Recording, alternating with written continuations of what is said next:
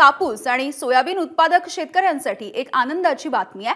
2023च्या खरीप हंगामामधील कापूस आणि सोयाबीन उत्पादक शेतकऱ्यांना 2500 कोटींचं अर्थसहाय्य उद्या वितरित केलं जाणार आहे। राज्यामधील जवळपास 96 लाख कापूस आणि सोयाबीन उत्पादक शेतकऱ्यांपैकी आधार कार्ड लिंक असलेल्या 68 लाख शेतकऱ्यांना अनुदान मंजूर झालेले आहे। कृषी पुरस्कार वितरण कार्यक्रमामध्ये कृषी मंत्री धनंजय मुंडे यांनी ही घोषणा केली आहे। दरम्यान याच कार्यक्रमामध्ये काही वेळापूर्वी गोंधळही झालेला होता। उशिराने कार्यक्रमाला सुरुवात झाल्यामुळे शेतकऱ्यांनी नाराजी सुद्धा व्यक्त केली। अक्षरशः नाराज झालेल्या शेतकऱ्यांनी बांधलेले फेटे सुद्धा काढून टाकले। सोयाबीन व कापूस उत्पादक शेतकऱ्यांना प्रति हेक्टरी 5000 रुपयाचं अनुदान। दादा आपण आपल्या भाषणामध्ये याबाबत निर्णय घ्यावा। सोयाबीन हमी भाव केंद्र या ठिकाणी चालू करणं, 19 लाख मेट्रिक टन सोयाबीन खरेदी करायची परवानगी राज्य सरकारला या ठिकाणी नाफेड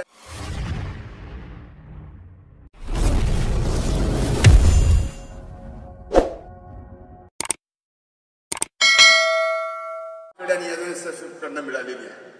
खाद्यतेल, सोया मिल्क, सोया केक इत्यादी उत्पादनावर आयात शुल्क लावून सोयाबीन उत्पादन शेतकऱ्याला या ठिकाणी नक्कीच आपण मदत करतोय।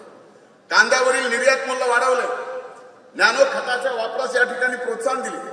वरील सर्व निर्णयाच्यामुळे महाराष्ट्रात अन्नधान्य उत्पादनामध्ये लक्षणीय वाढ झाली आहे। असलेल्या या विविध कृषी भूषण राज्यस्तरीय पुरस्काराच्या निमित्तानं आज या व्यासपीठावर उपस्थित आपल्या राज्याचे महामहिम राज्यपाल आदरणीय CP राधाकृष्ण सर, राज्याचे उपमुख्यमंत्री आदरणीय दादा, कृषी विभागाच्या सचिव माननीय जयश्री भोज,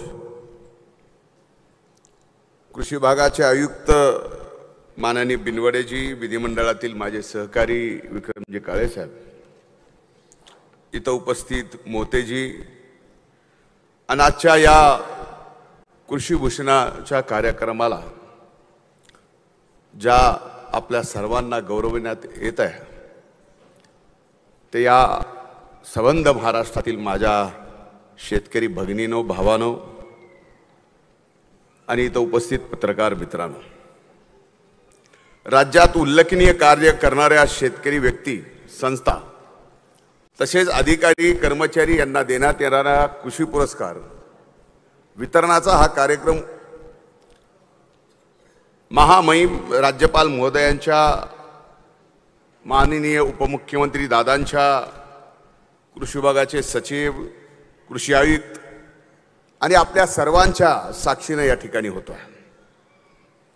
आजच्या कार्यक्रमास राज्याचे माननीय मुख्यमंत्री आणि माननीय दुसरे उपमुख्यमंत्री उपस्थित राहणार होते, पण काही तांत्रिक कारणामुळे ते या कार्यक्रमाला उपस्थित राहू शकले नाहीत, पण त्यांनी मनापासून आपल्या सर्वांना गौरवल्या गेल्याबद्दल शुभेच्छा व्यक्त केलेल्या आहेत। या कार्यक्रमास उपस्थित माननीय राज्यपाल महोदय यांनी कृषी क्षेत्रासाठी उल्लेखनीय काम केलेल्या, भारतात सर्वदूर सिंचन पोहोचावे यासाठी भारतात नद्याजोड प्रकल्प राबवण्यासाठी आज इथं बसलेल्या महामहिम राज्यपाल महोदयांनी फार मोठी नदीजोड यात्रा या ठिकाणी काढलेली, हे मी कधीही विसरू शकत नाही। आज आपल्या सर्वांनाही सांगणं माझं कर्तव्य आहे। देशातील कोणत्याही उद्योगात उद्योजक तंत्रज्ञान वापरून उद्योग व्यवसाय करीत असतो, पण शेतकरी हा असा एक व्यावसायिक आहे की त्याच्या व्यवसायातील संशोधन तो स्वतःच या ठिकाणी करत आलेला आहे। हजारो वर्षापूर्वी जेव्हा शेतीची सुरुवात झाली तेव्हाच माणूस रानटी अवस्थेतून बाहेर येऊन आधुनिक जीवन जगू लागला। हजारो वर्षापासून शेतकऱ्यांनी आपले व्यवसायामध्येच संशोधन करून समाजात सुबत्ता आणलेली आहे। त्यामुळे शेती हा आधुनिक समाजाचा पाया रचणारा व्यवसाय आहे आणि या पवित्र दृष्टीने आम्ही शेती आणि शेतकऱ्यांकडे आज पाहतो आहे। जुलै 2023 मध्ये ज्यावेळेस कृषी मंत्री पदाचा कार्यभार दादा मी स्वीकारला, मला सांगायला या ठिकाणी आपल्या सर्वांच्या साक्षीने आनंद होतोय की 2020, 21 आणि 22 या 3 वर्षाचे पुरस्कार, तेही कृषीभूषण पुरस्कार वितरण करणे प्रलंबित आहे.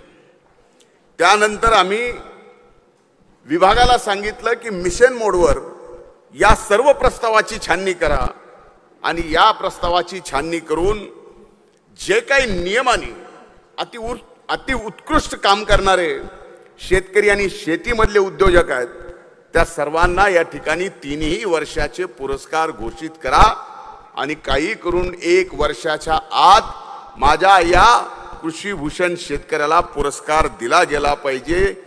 आज ती